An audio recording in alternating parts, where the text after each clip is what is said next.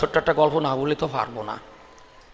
এক বুড়ি ওই স্কুল মাঠে ছাগল বাঁধে, স্কুল মাঠে। এখন যখন স্কুল শুরু হয়ে যায় তার আগে নিয়ে চলে যায়, ওখানে সুন্দর কচি কচি ঘাস ওই ছাগলে খায়। এমন একদিন বুড়ি ওই ছাগল স্কুল থেকে আনতে গেছে, কিন্তু একটু দেরি হয়ে গেছে, স্কুল শুরু হয়ে গেছে, ক্লাস শুরু হয়ে গেছে। এখন মাস্টারমশাই পড়াতে পড়াতে কয়জনে মোটে বুঝতে পারছে না, রেগে রেগে বলছে, কত গরু ছাগল মানুষ করে দিলাম, তোকে সঙ্গে পারলাম না। 2-3 বার বলেছে। ওই বুড়ি শুনে ভাবছে এই মাস্টার ছাগল গরু মানুষ বানায়, তা আমার এই ছাগলটার একটু মানুষ বানাক। উনি নিয়ে বলছে, ও মাস্টার, মাস্টার কি, আমার এইটার একটু মানুষ বানাইয়ে দাও। খাসি খাসি আর কি, এটা একটু মানুষ বানাইয়ে দাও। বোঝো না, ছাত্রদের বকা দিয়েছি, তুমি কি বলেন না, তুমি জোরে জোরে 3-4 বার বললে কত গরু ছাগল মানুষ বানাই দিলাম, খালি তোকে সঙ্গে পারলাম না, তোমার কথা মিথ্যা, এটা হয় নাকি, আমার এইটার একটু মানুষ বানাও। এখন মাস্টার মশাই বলছে, তাহলে থুইয়ে যাও। যেই রেখে আসছে, বলে কিছুদিন পরে এসে নিয়ে যেও, আমি মানুষ বানাবানি। যেই বুড়ি চলে গেছে, রবিবার ছুটির দিনে মাস্টার মশাইরা কাটিয়া হরে কৃষ্ণ দেশে, মানে ওটারে খাইছে। বুড়ি মাস 5-6 পর গেছে, মনে পড়ছে, কইছে না কয়েকদিন পরে গিয়ে বলছে, ও মাস্টার মশাই, হ্যাঁ বলুন, আমার সে খাসিটা কি মানুষ হইছে? বলে, সাধারণ মানুষ হইছে, তুমি তো দেরি করলা কেন মা, তোমার হাতে হাতে দিতাম, সে তো বড় মাপের মানুষ হইছে। বলে, কি? রানাঘাট কোর্টের বিচারক হইছে, জাজ হইছে। বাবু, আমি থাকি রানাঘাটের দ্বার, এই নামটাই কইলাম, মনে করে দিতে পারো না, একটু দূরে কও।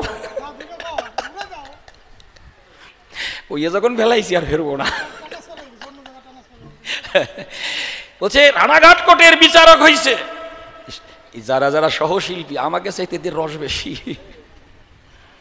এখন বুড়ি, তাই ওনার হাতে সেই ঘাস কাটা সে কাশি আর ওই ছাগল বান্ধা দড়ি, ওই নিয়ে উনি চলে গেছে কোর্টে। এখান দিয়ে যাইতে আর কত সময় লাগে, এই রস পাইছে। এখন এদিকে বিচারক সওয়াল চলছে, 2 পক্ষের উকিলের বিচার করছেন, আর বুড়ি গিয়ে ভিতরে ঢুকবে। এখন গেটম্যান বলছে, এই বুড়ি দাঁড়াও, এখানে ভিতরে যাওয়া যাবে? বলে, যাবো, তাই যাবো। এখন ঠেলাঠেলি শুরু হয়েছে, বিচারকের চোখে পড়ে গেছে ওই ধাক্কা ধাক্কি। একজন বয়স্ক মানুষ, বিচারক বলছে, একটু তোমরা থামো, ওই মা কি বলতে এসেছে শুনিনি। এই গেটম্যান ছেড়ে দাও, আসতে দাও। কাছে গেছে গিয়ে এখন বুড়ি এরকম এরকম তাকায়, ও ছাগল, ছাগল তুমি মানুষ হইছো? এই যে কাশি, এই কাশি দিয়ে ঘাস কেটে তোমারে খাওয়াইতাম, তুমি আজ মানুষ হইছো? এই যে দড়ি তুমি কামড়ায় কামড়ায় ছিঁড়ে ফেলেছ, আর আমি গিট দিয়ে সেরকম লম্বা বানাইয়ে রাখছি। আচ্ছা, ইয়ে যদি কোনো বিচারকের সামনে কয়, সে সহ্য করতে পারে? বিচারক রাগের চোটার বাসে না মোটে বলছে, এই বুড়ি বের করে দাও, তাও বের করে এখান থেকে। যেই 2-3 জনে ধরে বের করে নিয়ে যাচ্ছে, বুড়ি জজের দিকে তাকাই বলছে, ছাগল মনুষ্য হইছো ঠিকই, কিন্তু মাথার ঝাঁকি যায় নাই।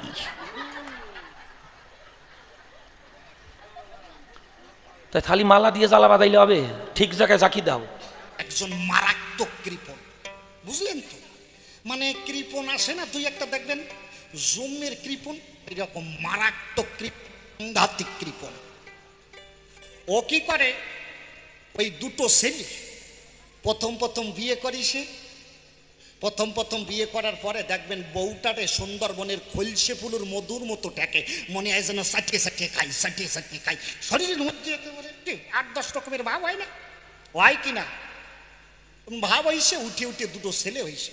তা কৃপণ মানুষ তো, বড় ছেলেরে নতুন জামা কাপড় নতুন বই কিনে দেয়, ছোটটারে দেয় না।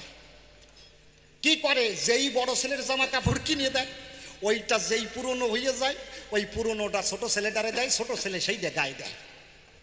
ছোট ছেলে জন্মের পর থেকে দেখছে বাবা নতুন জামা কাপড় খালি দাদারে কিনে দেয়, আর আমারে খালি ঠকায়, দাদার ব্যবহার করা জিনিস তাই আমারে দেয়। ছোট ছেলে জন্মের পরের থেকে, এক বাবা 2টো ছেলে, বোঝেন না, মনে একটা দুঃখ থাকে, ও একেবারে পেশার মতো মুখ,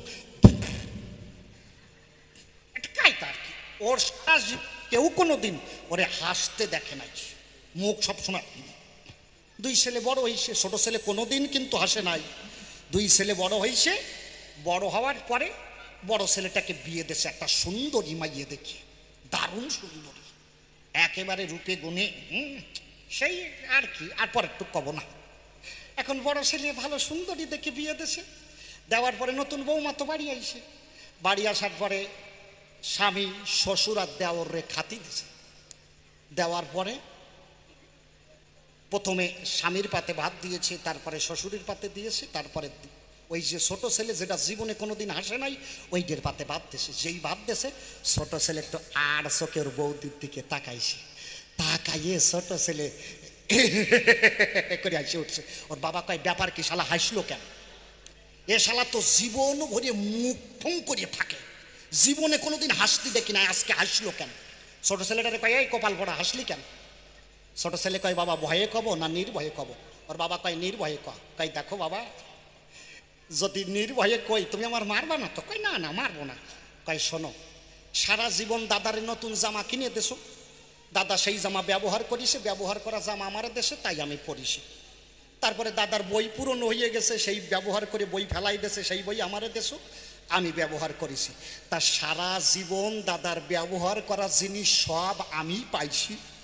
এই যে দাদার বউ, এ যা সুন্দরী দেখতে, এই বউ দাদা 1 মাস ইউজ করার পরে, ব্যবহার করার পরে ওই বউ আমি পাবানে, ওই আনন্দে হাসতেছি।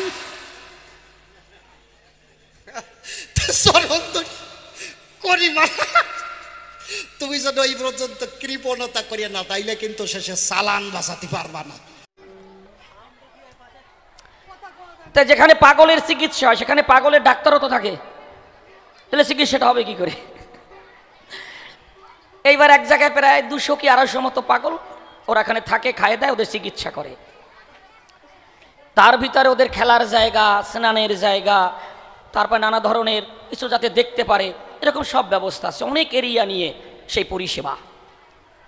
2 পাগল একদিন ওই পুকুরের পাড় দিয়ে হেঁটে যায়, হেঁটে যেতে যেতে একটা পাগল পড়ে গেছে ওই পুকুরের জলে মহাশয়। যেই পড়ে গেছে দেখে ও জল খেতে খেতে ডুবে যাচ্ছে, আর একটা পাগল নেমে ওটাকে তুলেছে। যেই তুলে নিয়ে এসেছে, এই সংবাদ পৌঁছে গেছে ডাক্তারবাবুর কাছে যে একটা পাগল পড়ে গেছে, আর এক পাগল তারে ধরে তুলেছে। এবার ডাক্তারবাবু বলছে, অবনী। ডাক্তারবাবু বলুন, তুমি ওনারে বাঁচাইছো? বলে হ্যাঁ। তাহলে তুমি ভালো হয়ে গেছো, তোমারে ছুটি দেবো। পাগল ভালো হয়ে গেছে, কারণ এক পাগল আর এক পাগলের তুলেছে জল থেকে, এটা তো ভালো হওয়ারই লক্ষণ। তোমারে ছুটি দেওয়ার প্রয়োজন, ছুটি দেবো। আজ শনিবার তো, তোমাকে সোমবার ছুটি দেবো। যে এই সোমবার এসেছে, ডাক্তারবাবু এসে বলছেন, অবনী। ডাক্তারবাবু আমাকে ছুটি দেবেন? কি খুশি। বলে ছুটি তো দেব, কিন্তু জানো তুমি যে পাগলটাকে জল থেকে তুলেছিলে না, সেই পাগলটা গলায় দড়ি দিয়ে মরে গেছে।